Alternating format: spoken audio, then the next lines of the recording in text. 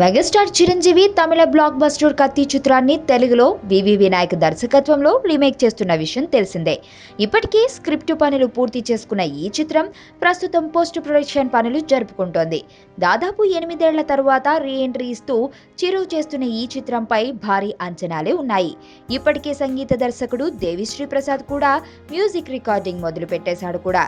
గత నెల అఫీషియల్ గా పూజా కార్యక్రమాలు జరుపుకున్న ఈ చిత్రం రెగ్యులర్ షూటింగ్ ని వచ్చే నెల జూన్ 6 నుండి మొదలు పెట్టడానికి రెడీ అవుతున్నారట మేకర్స్. ఈ చిత్రంలో చిరు సరసన బాహుబలి భామ అనుష్క హీరోయిన్ గా నటించనుంది. ఈ చిత్రాన్ని Ram Charan Konidela productions company banner పై లైకా ప్రొడక్షన్స్ వారితో కలిసి సంయుక్తంగా నిర్మిస్తున్నాడు. త్వరలోనే ఈ చిత్రానికి సంబంధించిన మరిన్ని విషయాలను అఫీషియల్ గా అనౌన్స్ చేయనున్నారట మేకర్స్. వైలెన్స్ లేకుండా చూడగలిగే లవ్ స్టోరీలు ఎప్పుడు వస్తాయి కదా. నీలో ఈ కోణం కూడా ఉందని నాకు తెలీదు. Adventure time. నిన్ను పెళ్లి చేసుకోవాలి. ఐశ్వర్య తెలివిగా చంపాలి. నాకు తెలిసి ఒక్కడే శత్రువు ఉన్నాడు.